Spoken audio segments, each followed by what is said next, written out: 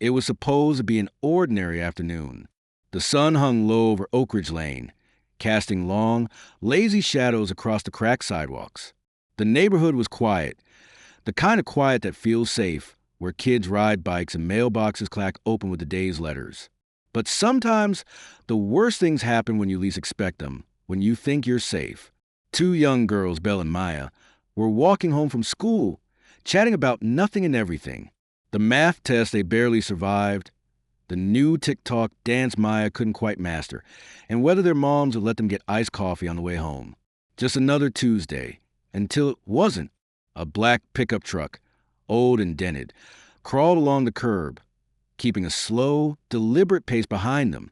Its windows were tinted dark, the kind of dark that hides more than just the glare of the sun. Belle noticed first. A chill ran down her spine, but she tried to brush it off. Maybe it was just a delivery truck, maybe a neighbor, but when she turned to look, the truck sped up just a little, inching closer like a predator stalking its prey. She grabbed Maya's arm. "Hey, do you see that?" Before Maya could answer, Coda, a German Shepherd K9 from the local sheriff's department, lunged forward from across the street. His handler, Deputy Jason Calloway, was struggling to keep the leash tight, shouting Coda's name. But the dog was locked in, ears up, body tense, eyes fierce like a wolf. He saw something the humans couldn't. Coda barked, sharp, urgent, cutting through the stillness like an alarm. The girls froze. Jason's heart pounded in his chest. Coda had never acted like this before, not during routine patrols, not ever. And then something strange happened. The truck's engine revved, tires screeched, and it lunged toward the girls. Coda broke free. It was instinct, raw and unstoppable. He sprinted toward the truck, throwing his body between the girls and the speeding vehicle. Time seemed to slow. Belle and Maya's eyes went wide in terror. But Coda stood his ground, barking, growling, a living wall of courage. Jason yelled into his radio for backup, his voice cracking. "Officer down. Possible abduction attempt. Send units now." Maya screamed. Belle dropped her backpack. The truck's front bumper stopped inches from Coda, the engine snarling like a beast denied its prey. The driver, a man in a baseball cap, face hidden by shadows, slammed the car into reverse, but not before Coda lunged at the window, leaving claw marks across the glass.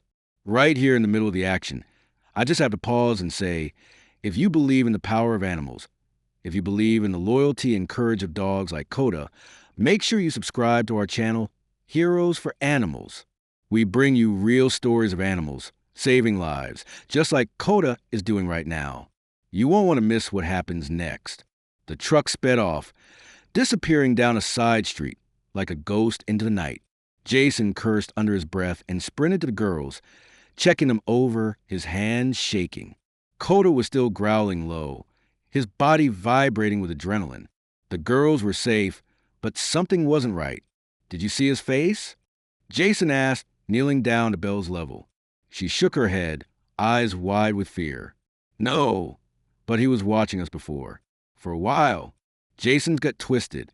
Coda sniffed the air, then froze, staring into the distance. His ears twitched.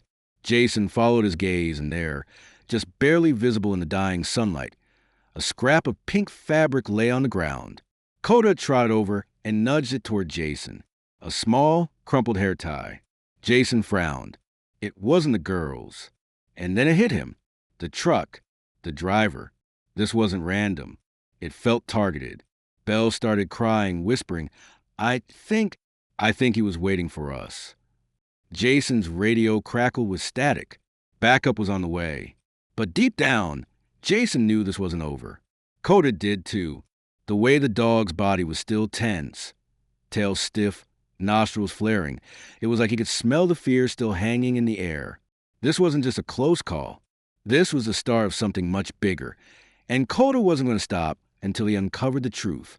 The sun had dipped low, leaving streaks of burnt orange across the sky. The streetlights flickered to life, casting a soft glow over Oak Ridge Lane. Jason's pulse was still racing as he stood by the girls, his hand gripping Coda's leash tightly. Belle clutched Maya's arm like a lifeline, both of them trembling in shock. Jason glanced at the crumpled pink hair tie Coda had found. Small, simple, and unremarkable to most. But not to him. Not tonight. Are you sure this isn't yours? Jason asked, holding it up to Belle and Maya. They shook their heads in unison, eyes wide with fear. I've never seen it before, Maya whispered, her voice barely audible. Jason could tell her mind was spinning, trying to process what had just happened. Coda sat by the girls, his body still tense, ears pricked, scanning the darkening street. He wasn't relaxing, and that told Jason all he needed to know. This wasn't over. The distant wail of sirens finally reached them. Red and blue lights splashed across the houses as 2 patrol cars arrived, tires crunching against the pavement. Officers hopped out, weapons ready, scanning the area. "Jason, you good?" called Officer Ramirez, jogging over. "Yeah, but we've got a situation. Possible attempted abduction." Suspect took off in a black pickup. No plates. Front bumper dented on the driver's side. Coda went straight for the truck. Ramirez's eyes widened. "He's never like this." "Exactly," Jason said, lowering his voice.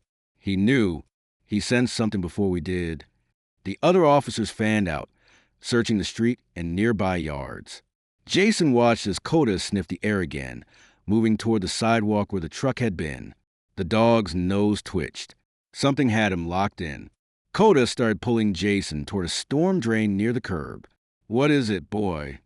Jason muttered, following the dog's lead. Coda growled softly and pawed at the drain. Jason crouched down, shining his flashlight inside. It took a second for his eyes to adjust, but there, wedged between the grates, was a small, folded piece of paper. Jason carefully pulled it out, heart thumping. It wasn't much, just a torn scrap of notebook paper.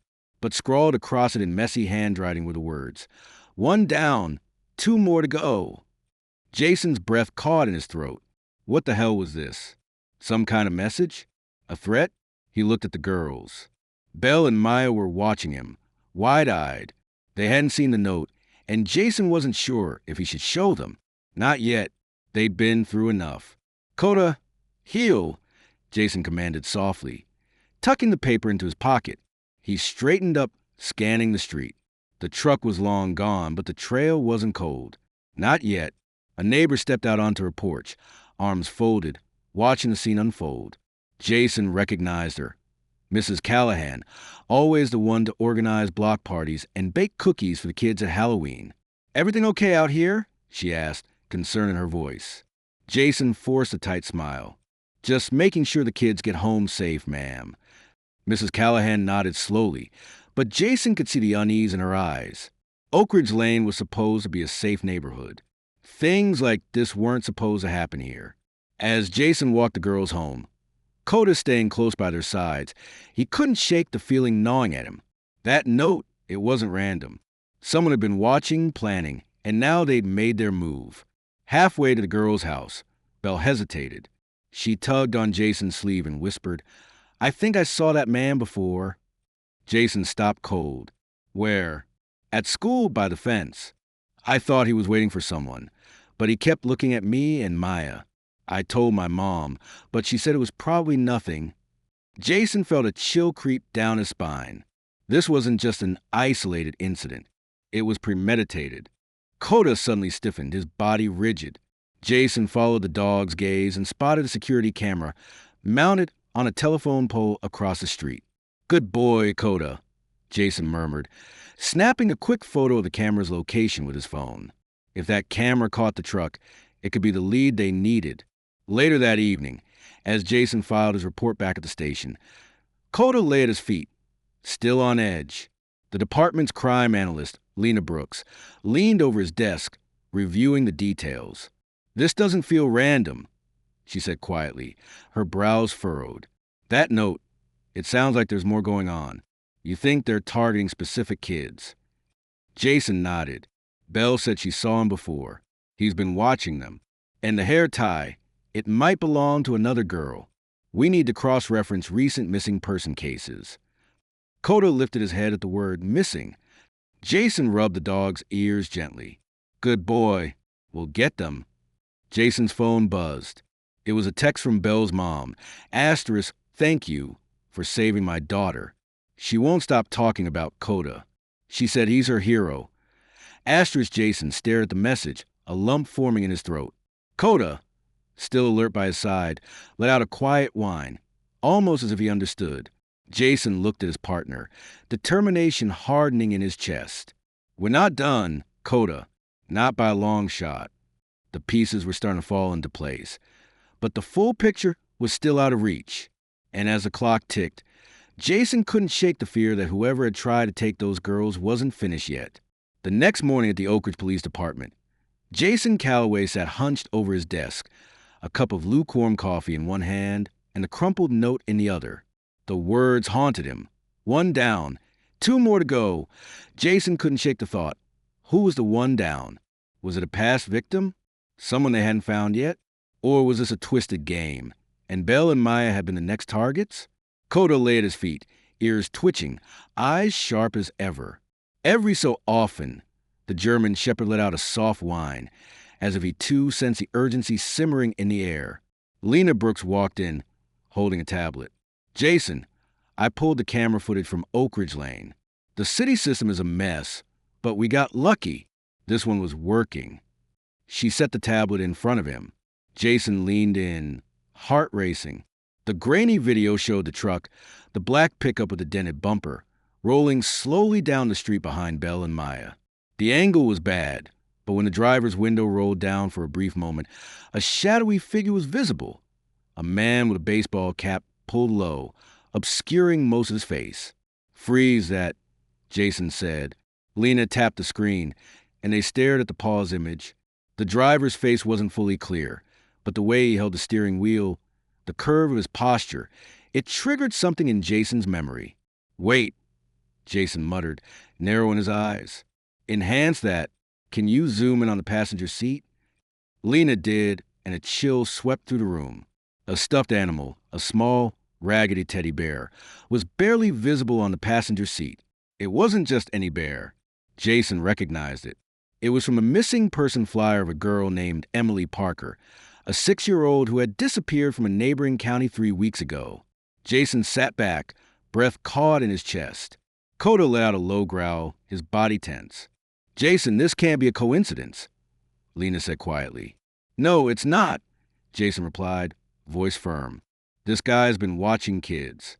He's picking targets, and he's already taken one. That afternoon, Jason drove over to the Parker residence. The small suburban home was lined with faded balloons from a vigil, now drooping in the heat.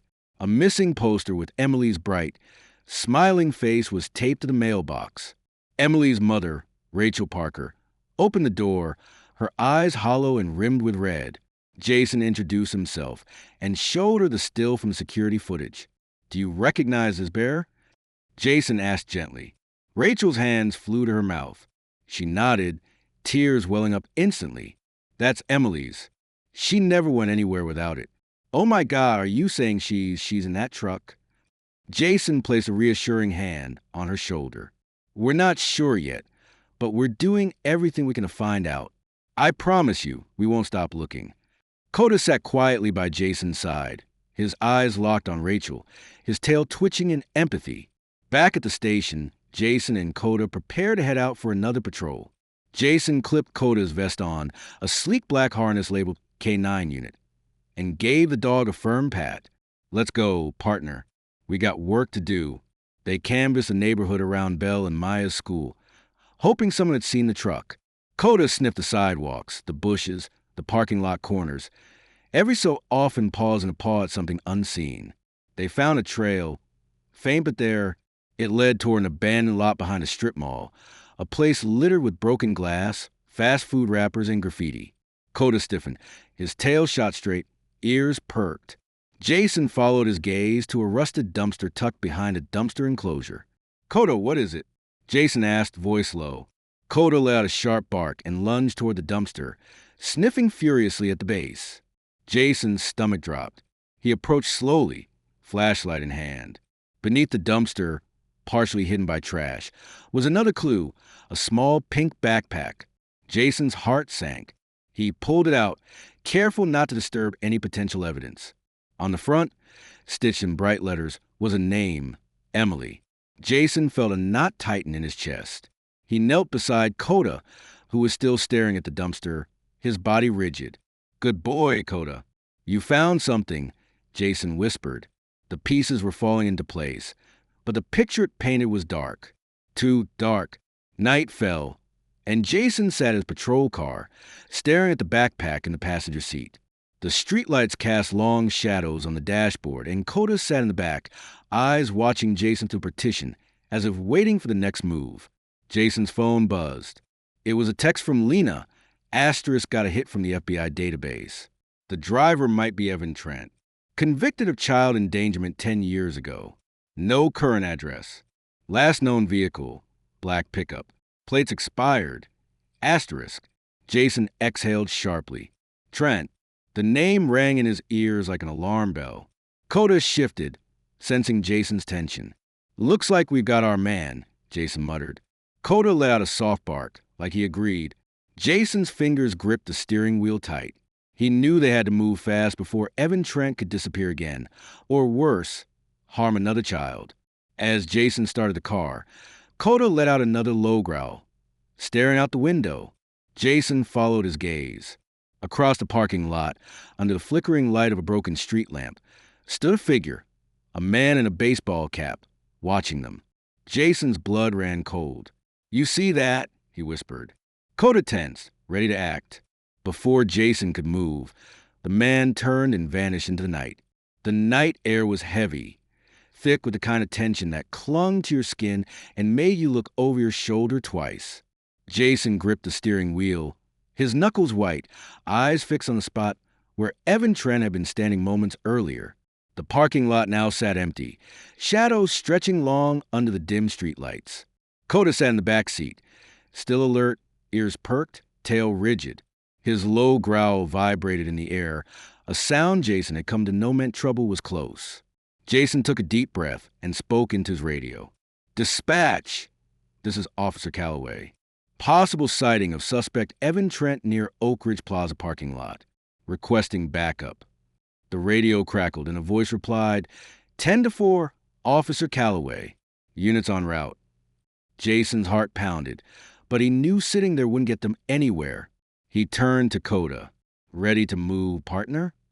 Coda let out a short, sharp bark. "Let's go." Jason swung the door open, stepping out into the night. Coda hopped down, hitting the asphalt with a soft thud, already scanning the area, nose twitching. Jason followed Coda's lead, walking the perimeter of the lot. The strip mall sat mostly dark, just a 24-hour gas station still open, the hum of its neon sign buzzing in the distance. Coda sniffed near a dumpster, then froze. He started pawing at a patch of dirt by the curb. Jason knelt beside him and shone his flashlight, revealing faint footprints leading toward a side alley. "Good boy, Coda," Jason whispered. They followed the tracks, moving cautiously. The alley smelled of old grease and damp concrete, littered with discarded soda cups and cigarette butts. Halfway down, Coda's body tensed, a low growl rumbling in his chest. Jason raised his flashlight and froze.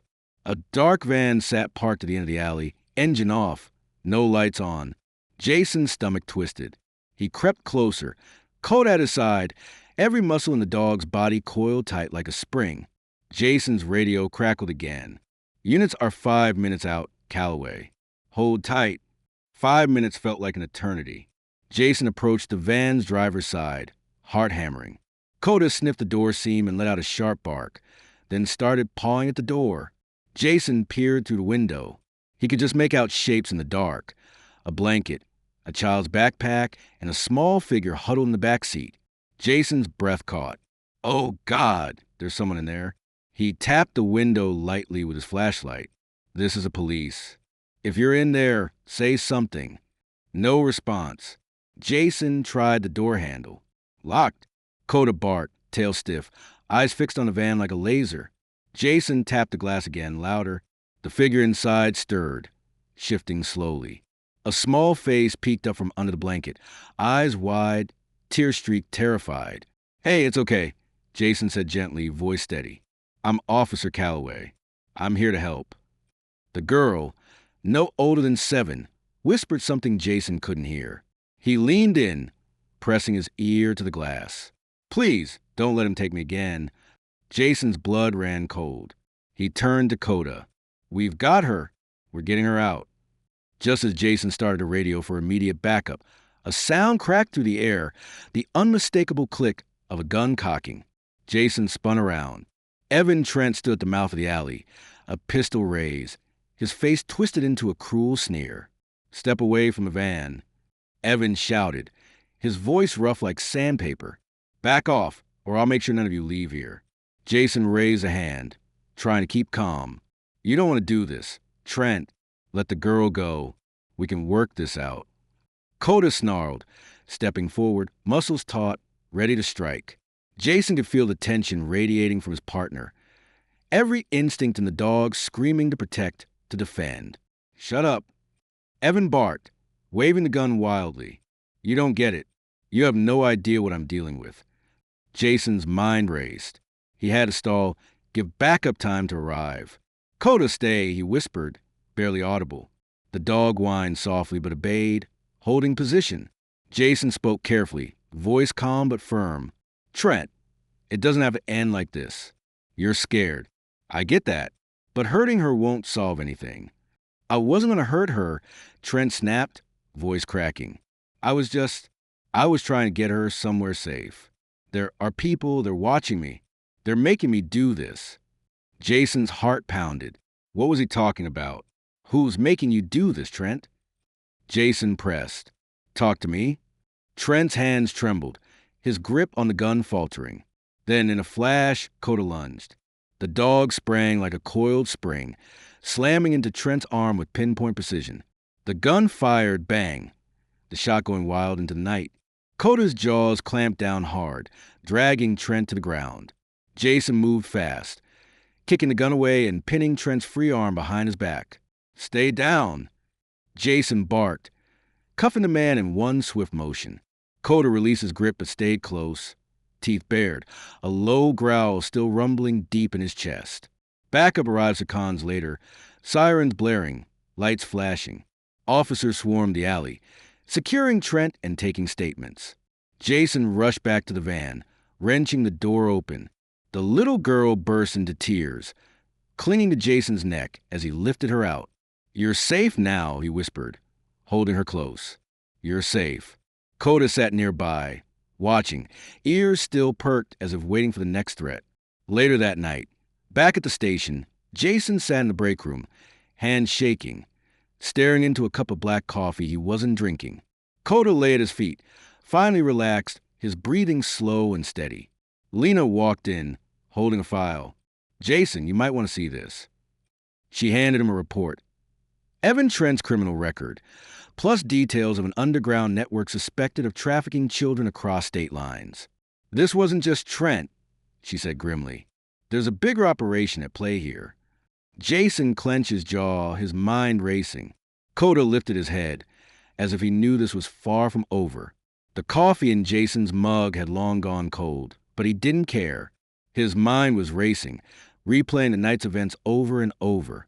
The little girl, Emily Parker, was safe. Thank God. But the bigger picture haunted him. Trent's words echoed in his head. Asterisk, they're watching me. They're making me do this. Asterisk, this wasn't just a lone predator. This was bigger, darker. Coda lay at Jason's feet, his breathing steady, but his eyes still sharp. Every so often, the dog would lift his head and glance at the door, like he was waiting for something or someone. Jason scratched behind Coda's ears, feeling the weight of the case settle on his shoulders like a mountain. Lena Brooks walked back into the squad room, her tablet in hand, eyes sharp behind her glasses. Jason, we got something. Jason straightened. What is it? Lena swiped through the screen, pulling up a map with blinking red markers. The FBI task force shared data on similar abduction attempts across the state. It's a pattern. Different towns, same MO, black pickup truck, unregistered plates, driver with a record, and kids disappearing near schools or playgrounds. Jason felt a cold knot form in his stomach. How many kids? Lena's voice tightened. At least 6 confirmed missing in the last 6 months, and those are just the ones we know about. Coda let out a low growl, as if he sensed the gravity of the situation. Jason clenched his fists. They're moving them across county lines, using guys like Trent as pawns. Lena continued, "It's a pipeline, Jason, and we just got a tiny glimpse." Jason nodded slowly, a storm brewing behind his eyes. "Then we take down the whole thing, every last one of them." The next morning, Jason met with Sheriff Darnell, a tall man with a salt and pepper beard, cowboy boots, and a voice like gravel. They gathered around a conference table with Lena, a couple of detectives, and a map spread across the table. Darnell pointed to the red pins marking the abduction sites. "These guys are smart. They're targeting kids in safe neighborhoods, places where folks think this kind of thing can't happen. They're moving quick, staying mobile." Jason tapped the map. "They're using back roads. I grew up around here. If I were to try to avoid main roads and cameras, I'd take Route 14 to the Pine Creek area. Plenty of old service roads, abandoned barns, perfect for laying low." Lena nodded. "That's the same area where Emily was found." Sheriff Darnell leaned back, arms crossed. "We got to move fast, Jason. I want you and Coda on point. You've got the nose and the instincts." Jason glanced down at Coda, who looked up at him with steady, determined eyes. The dog was ready. Hours later, Jason and Coda were back on the road, cruising down Route 14. The sun was dipping low, casting golden light through the trees. The road twisted and turned through dense woods, old barns sagging by the roadside, forgotten and fading. Coda sat in the front seat this time, head out the window, nose twitching as the wind carried scents past him. Jason kept his eyes on the road, but watched Coda out of the corner of his eye, waiting for the dog to signal. Suddenly, Coda let out a sharp bark, his ears snapping forward, body tense. Jason's adrenaline spiked. "What is it, boy?" Coda growled, nose pressing against the passenger window. Jason slowed the car, pulling off onto the shoulder. Ahead, a narrow dirt road branched off, half hidden by overgrown bushes. There were no signs, no markings, just a path leading into the woods. Jason's pulse quickened. He radioed in. "Dispatch! This is Calloway. Possible lead. Dirt road off Route 14 near mile marker 27. Requesting backup, but I'm going in." The dispatcher's voice crackled back. 10-4, Officer Calloway. Units en route. Jason turned to Coda. "Let's do this, partner." They moved in quietly, Jason on foot, Coda leading the way. The dirt path was rough, tire tracks barely visible in the fading light. They moved past thick underbrush, the sounds of the woods filling the air. Crickets chirping, leaves rustling, a distant owl calling. About 100 yards in, they spotted it, an old barn, weathered and sagging, hidden by a grove of trees. Jason crouched low, heart racing. Coda growled, his body vibrating with tension. Jason peered through his binoculars. There, by the barn, sat the black pickup. He clenched his jaw, adrenaline surging. Coda shifted, nose low to the ground, tail stiff. Jason whispered, "Easy, boy. Let's get a closer look." They moved through the brush, careful and quiet. As they got closer, Jason could hear voices, low, gruff, angry, men talking. The words were faint, but he caught fragments. "Shipment ready. Moving them tonight. Stay quiet. Don't screw this up." Jason's heart thundered. This was it. He reached for his radio, whispering, "Officer Calloway to dispatch. I've located the target. Abandoned barn, Route 14. Multiple suspects, possibly armed. Request immediate backup." Coda let out a low growl, staring toward the barn. Jason followed his gaze, and that's when he saw it. A small figure, barely visible through cracked barn wall. A child huddled on the floor, hands tied, eyes wide with terror. Jason's blood ran cold. Coda shifted, sensing Jason's tension. Jason knew they couldn't wait for backup, not with kids inside. "Coda, stay close. We go in on my mark." Coda's ears twitched, eyes locked on Jason. "Ready?" Jason took a deep breath, steadied his nerves, and whispered, "Let's move." Jason's breath caught in his throat. The sight of the child, small, trembling, eyes wide with fear, ignited a fire in his gut. They had to move. "Coda," Jason whispered, barely audible. "Stay with me, boy. We're going in." Coda's ears twitched. His body was tense, but his eyes locked on Jason, steady, focused. Jason edged closer, keeping to the shadows. The barn door was slightly ajar, a faint creak drifting into the night with the soft hum of insects. Jason could hear the men inside, 2, maybe 3, talking in hushed, urgent tones. "We'll move the others tonight. Load the truck in an hour. Don't screw this up, man. The boss doesn't like mistakes." Jason's stomach churned. Others? There were more kids. Coda shifted beside him, his nose twitching as he picked up the scent of fear, of danger. Jason placed a hand gently on the dog's harness. They were a team. He wasn't going in alone. Jason took a steadying breath and whispered into his radio. "Callaway to dispatch. I'm moving in. Immediate risk to minors. Requesting backup, but I can't wait." The dispatcher's voice crackled back. "Copy that, Callaway. Units en route. Be careful." Jason clicked the radio off. There was no time to wait. He signaled Dakota, and they crept toward the barn. Jason's boots crunched softly on the gravel as he approached. He could see the girl through a gap in the wooden boards, her small hands bound, her face streaked with tears. Jason clenched his jaw. "Not on my watch." Without a sound, Jason pushed the door open just enough to slip inside. Coda stayed low, moving like a shadow.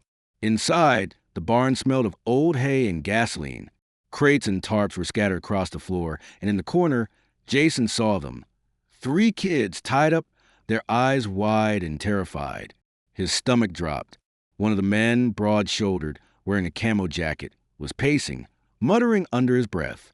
Another sat on a crate, scrolling through his phone like this was just another day. Jason's heart pounded in his ears. He gripped Coda's harness tighter, whispering, "Steady, boy." And then Coda moved. It was as if the dog sensed the perfect moment. He lunged, barking with ferocity that shook the rafters. The camo-jacketed man spun around, eyes wide, just as Jason burst in behind Coda, gun drawn. "Police, get on the ground." Chaos erupted. The man on the crate scrambled, reaching for something. Jason didn't wait to find out what. He tackled him, pinning the ground as Coda kept the other pinned, teeth bared, growling deep in his throat.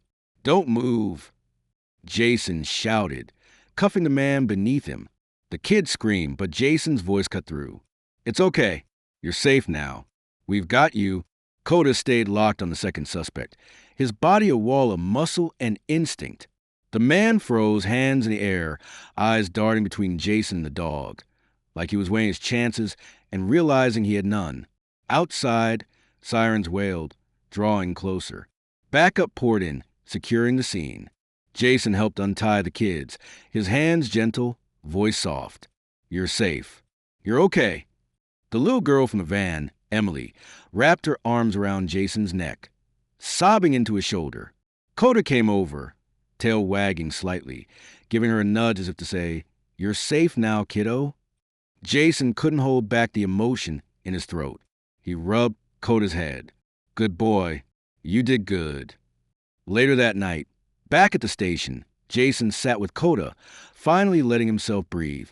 The weight of the night's events pressed down, but there was a sense of victory in the air, like maybe, just maybe, they'd turn the tide.